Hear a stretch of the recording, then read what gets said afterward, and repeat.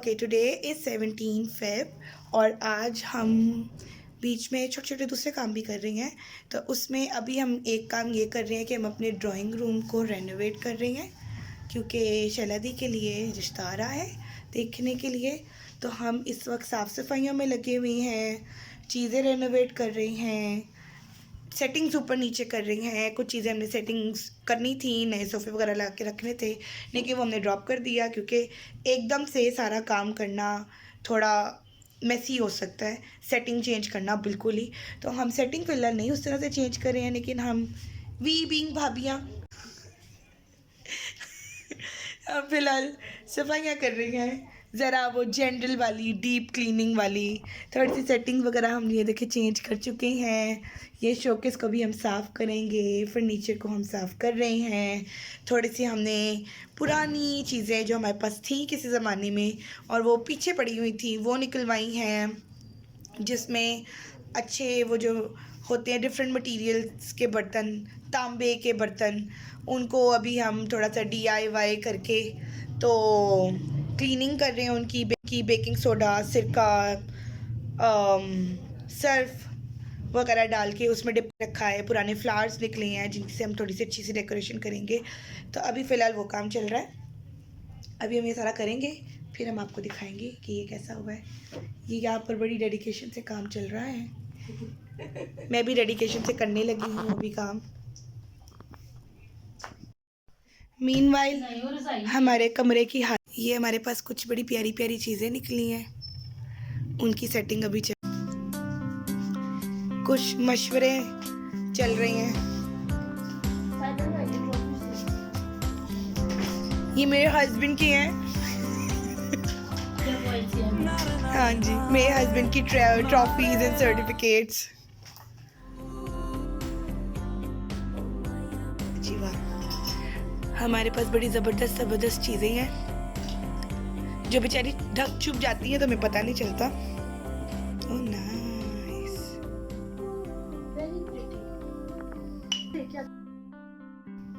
हाँ देखो ना, पढ़ा लिखा घर। हाँ ये अच्छा लग रहा है। बुक लवर्स हैं सारे यहाँ पर, सारे आगे से बहू भी वैसे नहीं, लेखक ऐसे आर्टिस्ट का घराना है। हाँ ये अब अच्छा लग रहा है ना। की बर्थडे पे उसका पिन्याटा बनाना था, जिसके लिए लेकर आई थी ढेर। चलो जी, रेनोवेशंस चल रही हैं यहाँ पे।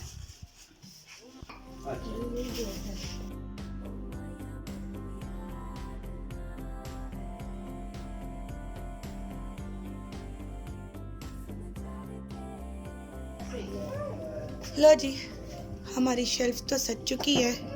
स्पेशल थैंक्स टू शर्लिन जिसने हमारे साथ पूरी हेल्प करवाई है। कितनी चमकती दमकती लग रही है। Next day. So today is 18 Feb और आज हम बिज़ी हैं क्योंकि आज शैलादी का रिश्ता देखने के लिए आ रहे हैं।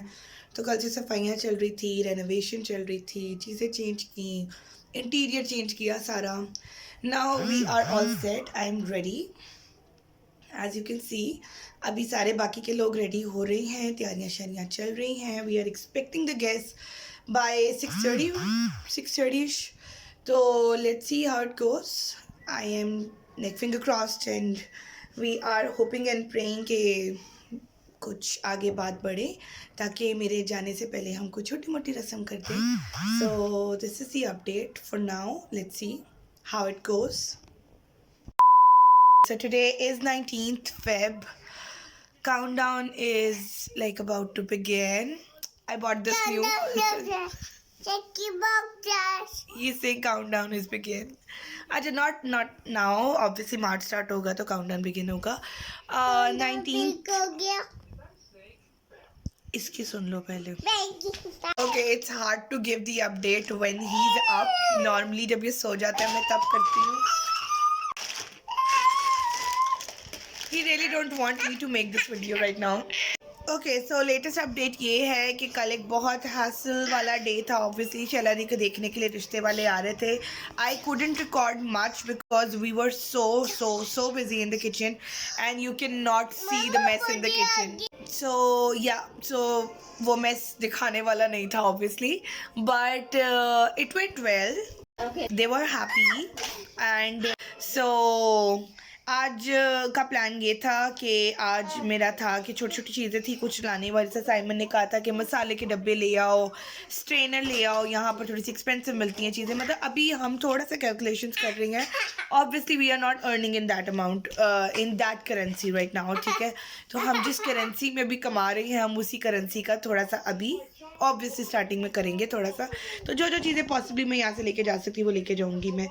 Now the question is and the concern is कि मुझे मेरे बर्तन लेके जाने थे जो मैंने डे 1 से शो डाला हुआ था। एंड आज हम गए हैं, हमने काफ़ी रैंडम दुकानों से पता किया है, विच वॉज ऑब्वियस कि उनके पास उनकी क्रॉकरी तो उस क्रॉकरी की ही पैकिंग पड़ी होती है।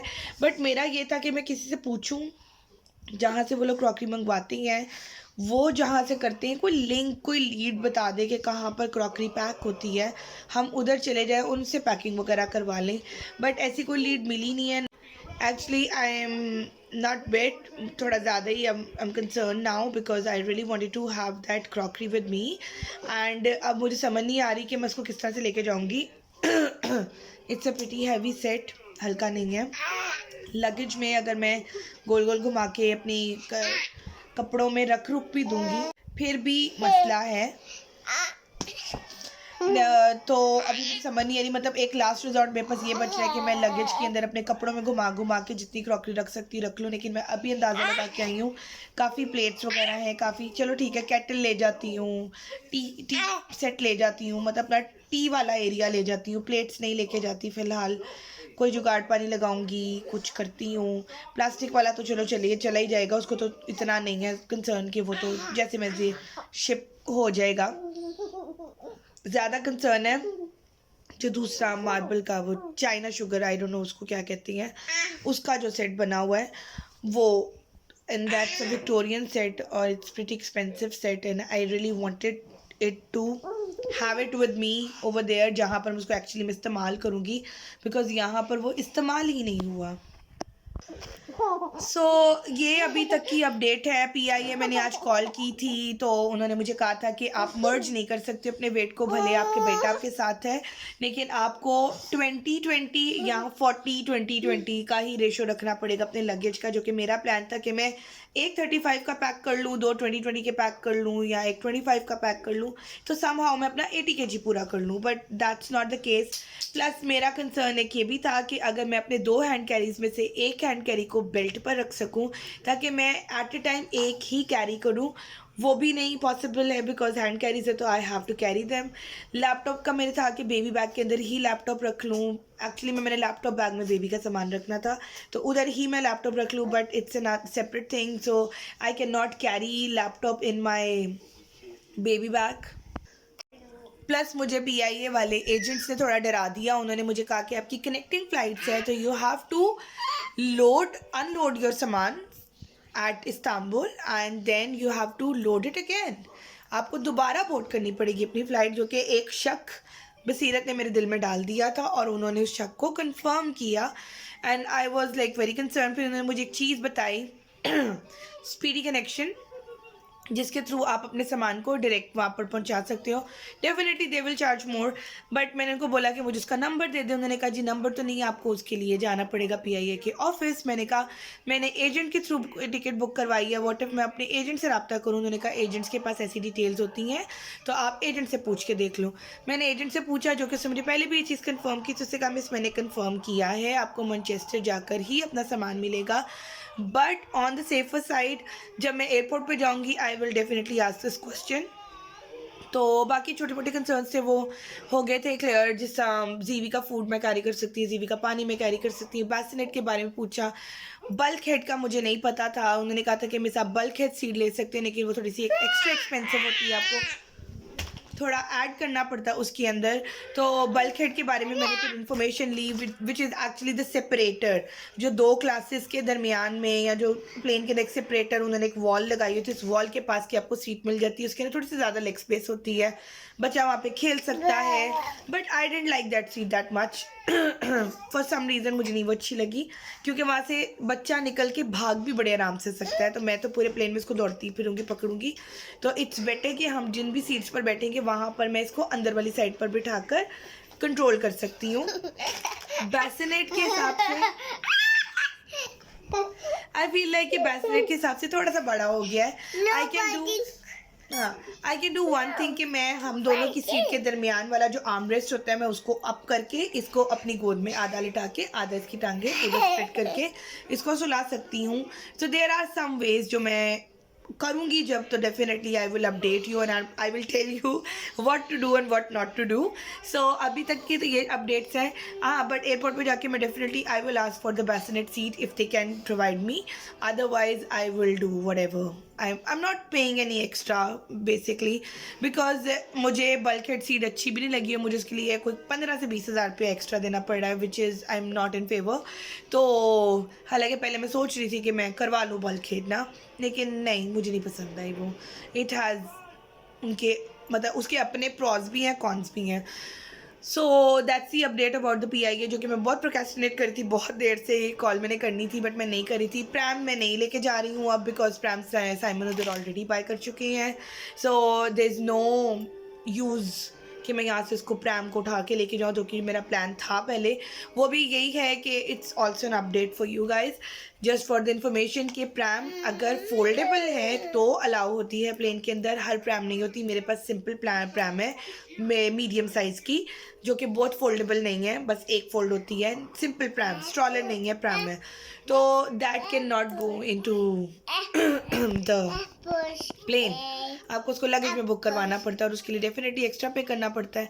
So I am not going into that detail because मैंने डिटेल्स ली भी नहीं, because I am not taking the pram with me. अच्छा जी, यहाँ पर मैं शेयर करी काफ़ी इंपॉर्टेंट इन्फॉर्मेशन, क्योंकि मैंने PIA कॉल की थी विच इज़ वेरी इंपॉर्टेंट। खासतौर पर अगर आप बच्चे के साथ ट्रैवल कर रहे हो तो आपको PIA कॉल करके अपने सारे जो भी क्वेश्चन हैं वो पहले ही आप पता कर लें तो बहुत अच्छा होगा आपके लिए। अच्छा, पहले मैंने कॉल की थी, वो एक लड़की ने उठाई थी जिससे मुझे बहुत मिस इन्फॉर्मेशन दी थी अबाउट मैनी थिंग्स। उसके बाद मैंने दोबारा से कॉल की तो एक लड़की ने उठाई जिससे थोड़ी सी बेहतर इन्फॉर्मेशन मुझे दी थी। अच्छा, मेरा एक्सपीरियंस एजेंट के साथ बहुत अच्छा रहा है। इफ़ यू DM मी तो मैं आपको एजेंट की डिटेल्स भी शेयर कर दूँगी। तो अगर आप एजेंट के थ्रू अपनी टिकट बुक करवा रहे हो, इट्स बेटर कि आपके जितने भी क्वेश्चंस हैं ना, आप ठीक है कंफर्म ज़रूर करो PIA की लाइन पर कॉल करके। बट मुझे PIA की लाइन से इतनी इन्फॉर्मेशन नहीं मिली जितनी मुझे मेरे एजेंट से मिल गई थी। तो मुझे बसीरत ने एक शक डाल दिया था कि मेरी कनेक्टिंग फ़्लाइट्स अगर हैं और मुझे उतर के एक लेओवर के बाद दोबारा फ्लाइट में जाना है, तो it could be a possibility कि मुझे अपना सारा लगेज भी दोबारा से कलेक्ट करके उसको दोबारा बेल्ट पे चढ़ाना पड़ेगा, which is a hassle. Because मैं जा भी टर्किश एयरपोर्ट पर रही थी और वो काफ़ी बड़ा, मुझे नहीं पता मैंने किस टर्मिनल पे उतरना था और किस टर्मिनल पे जाना था। So I can not carry this much सामान with my baby to place like that. अच्छा, तो जो मेरे एजेंट ने मुझे कंफर्म कर दिया था कि मुझे कनेक्टिंग फ़्लाइट्स नहीं लेनी पड़ेंगी, और जो कि मैं आपको अपने अगले व्लॉग्स में दिखाऊंगी भी। इफ़ यू आर गेटिंग, अगर आपका लेओवर है कहीं पर भी, दुबई में है, कतर में है, टर्की में है, व्हाटएवर जो भी आपने फ़्लाइट लिया उसके अकॉर्डिंगली जहाँ पर भी आपका लेओवर आ रहा है, आपको 2 पासेस मिलेंगे, ठीक है ना। जिस तरह फॉर एग्जांपल मेरा एक थी मेरी फ़्लाइट पाकिस्तान टू टर्की, मुझे एक बोर्डिंग पास उसका मिला था, और फिर थी टर्की टू मैनचेस्टर, एक उसका बोर्डिंग पास मिला था। तो this is a very important information that you will get 2 boarding passes on Pakistani airport ही, ठीक है ना। एक ही एयरपोर्ट पे आपको फर्स्ट फ्लाइट बोर्ड करते हुए ही दोनों पासेस पकड़ा दिए जाएंगे। अगर आपका लेओवर एक से ज़्यादा जगह पर 2 स्टेज हो रही हैं आपके, तो तब भी आपको 3 पासेस पकड़ा दिए जाएंगे। तो इट्स वेरी इंपॉर्टेंट, अगर आपको एक पास दिया जा रहा है विच मीन्स के ऐसी पॉसिबिलिटी हो सकती है कि या तो आपको अपना लगेज दोबारा से कलेक्ट करके बोर्ड करना पड़े, या फिर ये भी पॉसिबिलिटी हो सकती है जैसे कि साइमन के साथ हुआ था कि उनको लाहौर टू टर्की इस्तांबुल का पास बोर्ड मिला था, और उनको वहाँ जाकर उधर के टिकट काउंटर से जाके इस्तांबुल टू मैनचेस्टर का अलग से बोर्ड लेना पड़ा था। लेकिन इन माय केस मुझे दोनों बोर्ड्स पहले ही दे दिए गए थे। बोर्डिंग टिकट्स की बात कर रही हूँ मैं यहाँ पर। तो it's very important, keep this thing in your mind कि अगर आपका लेओवर आ रहा है तो आपका लेओवर जहाँ कहीं भी है आपको 2 बोर्डिंग पार्ट्स मिलें, या तो आपका बोर्डिंग पास ही ऐसा हो जिसके ऊपर ये इन्फॉर्मेशन लिखी हो कि हाँ भाई यही आपका आगे चलेगा। अगर आप थोड़े से भी अनश्योर हो तो always ask, do not hesitate, always ask your agent. अपनी एयरलाइन पे कॉल करके और उधर की हेल्पलाइन से पूछें, या अगर आप ऑन साइट हैं तो वहाँ पर जो भी है उनसे लाजमी ये चीज़ कंफर्म करें ताकि आप किसी भी हासिल से बच सकें। अच्छा, second thing I have talked about here about the pram, ठीक है। प्रैम स्ट्रॉलर की बड़ी कन्फ्यूजन थी, मुझे भी थी। अच्छा, प्रैम का फ़ायदा बड़ा है अगर आप प्रैम लेके जाना चाहते हैं, बिकॉज बच्चे को कैरी करना विद द सामान इज़ अ थिंग, ठीक है ना। लेकिन ये है कि ना प्रैम भी आपको लेनी पड़ेगी और आपको साथ अपना सामान उठाने के लिए कार्ट भी लेनी पड़ेगी, और उन दोनों चीज़ों को आप किस तरह से हैंडल करोगे ये समझ से बाहर है, ठीक है ना। तो मैं तो यही आपको रिकमेंड करूँगी कि प्रैम अपनी अगर आपने लेके जानी है साथ लेके जाएँ, उसको अपने लगेज में बुक करवा। अच्छा, प्रैम रिलेटेड इन्फॉर्मेशन मैं दूंगी आपको अपने नेक्स्ट पार्ट के अंदर। मैंने इसी वीडियो को 2 पार्ट्स में डिवाइड किया है बिकॉज वीडियो काफ़ी लंबी हो रही थी, इन्फॉर्मेशन बहुत ज़्यादा है, बोलती हूँ तो कैरेड अवे हो जाती हूँ। तो नेक्स्ट पार्ट के अंदर आपको प्रैम से रिलेटेड भी इन्फॉर्मेशन देती हूँ और थोड़ी सी और इन्फॉर्मेशन दूंगी regarding the things that I think I should bought it from Pakistan and bring it here, but यहाँ आके रियलाइज़ हुआ कि यहाँ पर डिफरेंट वेबसाइट्स हैं, डिफरेंट पोर्टल्स, डिफरेंट जगहें हैं अदर देन Amazon, जहाँ से you can buy a good stuff on a very reasonable और चीप एंड इकोनॉमिकल प्राइस। सो मिलते हैं नेक्स्ट वीडियो में, तब तक के लिए if you do like this video, like, comment, share and subscribe my channel, and मिलते हैं नेक्स्ट वीडियो में। चाओ।